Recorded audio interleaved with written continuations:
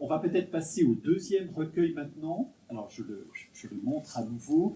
Donc, La mesure des murs, c'est le dernier sorti, hein, le dernier publié dans l'Ordre, tout à fait. À L'Ail de l'Ours, la maison d'édition. L'Ail des ours, pardon. Maison d'édition, au nom un petit peu étonnant, qui a une certaine spécificité. Tu peux peut-être nous en dire Alors, c'est un petit mot. une maison d'édition qui fonctionne par abonnement, en fait. Vous payez 25 € et vous avez les 4 ou 5 parutions de l'année.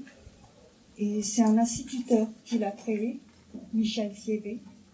Et il fait un très beau travail avec les enfants en CM1, CM2. Il leur fait connaître beaucoup de poètes et ensuite les enfants écrivent avec ce que les poèmes leur ont inspiré. Et il fait un très très beau travail.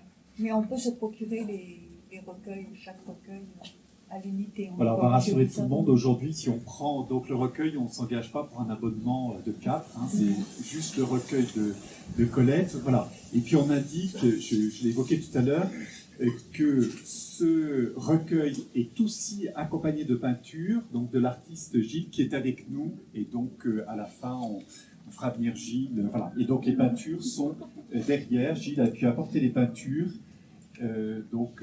Gilles, tu accepteras de venir un petit peu après. J'ai confié à Michel le soin de dire quelques mots parce que. D'accord. Bon, voilà, très bien. Alors, je risque d'être un peu trop dans l'émotion de Colette. Je suis la voix de Gilles, qui est très timide. Merci Colette, merci à l'éditeur Michel Fievé également, donc c'est l'instituteur de l'Aisne dont parlait Colette. Banon, Le Bleuet, une exposition, une première rencontre, c'est ainsi que j'ai découvert la musique de tes mots, la magie de tes écrits. Lorsque tu m'as proposé d'illustrer La mesure des murs, un mélange de bonheur intense et d'angoisse s'est emparé de moi. Je me suis alors attaché à une lecture très concentrée, la tête dans les mots, attentive à ce qu'ils provoquaient, et cela plusieurs fois.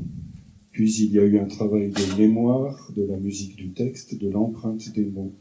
Et enfin, les images sont apparues.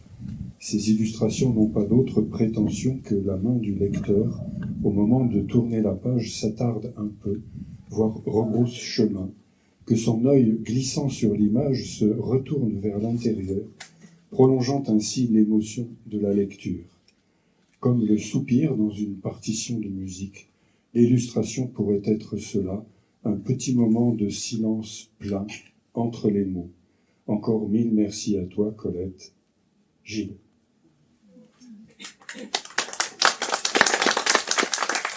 C'est l'anniversaire de nos couteaux enfouis.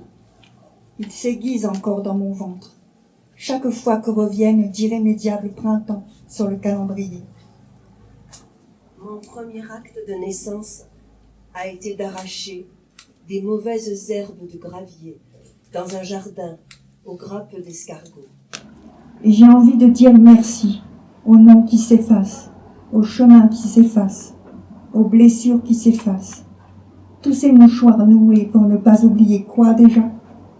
Que ces vallées d'images s'immolent au bûcher mathématique de la mémoire.